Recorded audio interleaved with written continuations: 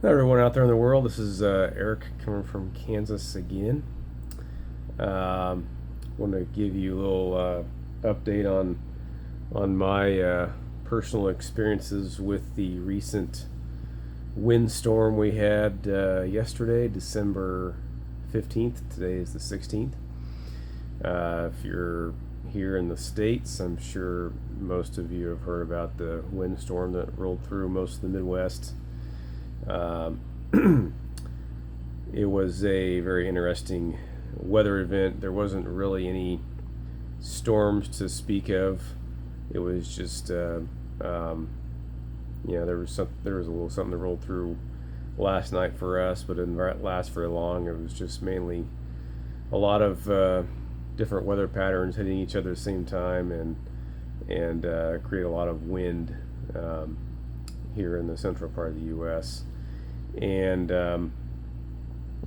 it was very strong wind for there being no storms, which is very odd. But I wanted to give you a little update on what I experienced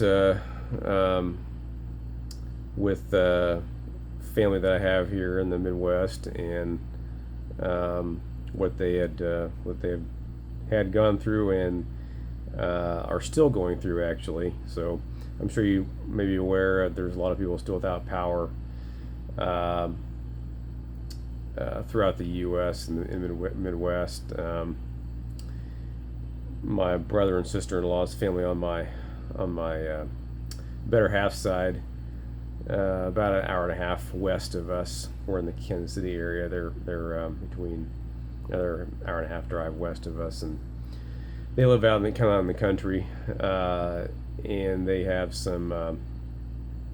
They still without power. I think they're hanging out at another family member's house, but so they're without power. And since that storm rolled through, and when the storm was rolling through, or when it was kind of tapering off, found out that some family on my side, kind of on my side, my sister's husband's side, out in western Kansas, also were without power yesterday for a portion of time. I'm guessing, I think they all have it back now, but yeah, just a lot of things that caused power outages and other damage around the area. So some of the damage that I was made aware of yesterday is, so my hometown is Manhattan, Kansas, where my mom's at, and they had a nice, I'm gonna guess it's maybe 100 foot tall. Yeah, that's a little exaggerated, but it's pretty tall. Christmas tree. It's a artificial Christmas tree that they set up in a new part of town. And they call it the Festival of Lights, and it's kind of the centerpiece of a bunch of big light display in a kind of a courtyard area. But this is the if you can see it here, this is the picture here of the tree that fell over. They have it fenced off, but it's basically a kind of a steel structure that looks like a Christmas tree with a bunch of lights on it, and it just fell over in the middle of the day, about I think 1:30 or 2 p.m. in the afternoon. And then some other damage, which was over by my brother and sister-in-law's place, about an hour and a half west of us. So this is just a few miles from their house. There's several wooden power line poles that just basically snapped in half like toothpicks. And they're just sitting in the middle of the road. This was a picture from last night. So, and they are still without power, probably because of that, or something similar to that around their property. So, just wanted to show this to you. Some stuff that I had experienced on my neck of the woods or thereabouts, and also want to share with you that a lot of people in my mom's hometown, man, Kansas, lost a lot of power too yesterday for different periods of time. And if you follow this channel, or if you've seen some of the previous videos from a few months ago, I put in a battery backup power system and it's just battery backup only. Right now, there's no connection to charge and back up with a generator. I plan to do that here over the Christmas break. I got all the parts, just gotta be there and do it. Set her up with that, and it worked. We were actually there at her place this past weekend, and I actually tested it out just to make sure it's still working. I'm glad I did, because it worked flawlessly. She lost power about late afternoon, and she actually had a cleaning crew over that she has every now and then over to help her out doing some cleaning. And the power went out while they were there, but they still had power, obviously, in some parts of the house, and the cleaning crew asked her about it a little bit, so that was kind of cool. And then later on that night, there was a lot of browning out behavior with the power, and it eventually went off about 7:15 p.m. again, and that power didn't come back on until a little after midnight. So and actually the batteries ran out about 30 minutes before it came back on, about 12:45 a.m. this morning, actually. So which it lasted. I thought she said 7 hours, but it was around we estimated the batteries would last maybe 6 to 8 hours, depending on what she was using, and that's about how long they lasted, which was pretty neat to see. So they ran out, and then like 30 minutes later she got power back, which is good. So, but yeah, she enjoyed having power when nobody else did in her neighborhood, and also and she was able to watch TV and do normal stuff, read books. She has a CPAP machine she uses at night, which is a big reason why we did that. And I'm assuming she was able to use that. So her fridge stayed on. We had a furnace hooked up to that. We have garage doors hooked up to that system. So yeah, it all worked flawlessly, and we were pretty pleased with that. So, I try to convince other family members and friends that I have, and that my mom has, and some other family members have, that trying to convince them to do it. That I can help them out with that if they want. But these times pass, power comes back on, and they just forget all about it. And you just can't do that.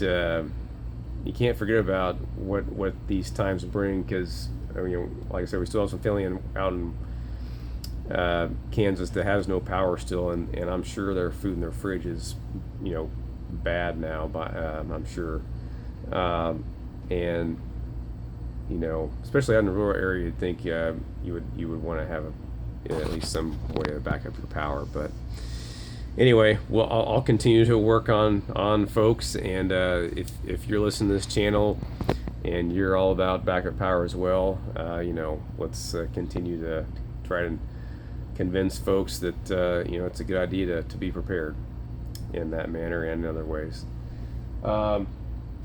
And you don't have to install a big fancy system or expensive system to do it. I mean, I put a lot of work and time in the system behind me here, but like I said on some previous videos that I've shown, these generator transfer switches, that really that's all you need if you want to be as simple as possible. Just one of those, and you hook up a generator to it, and you're good to go. You don't have to run extension cords through your house or anything. Don't have to worry about having your generator in the garage if you're hopefully you're not going to try and do that, but some people do, unfortunately. Just keep trying to convince people it doesn't have to be complicated. And even simpler than doing this right here. Just buy a generator and get some extension cords, or the technology for the battery backup systems, the portable battery backup systems, is pretty cool now. There's the Energy Flex system.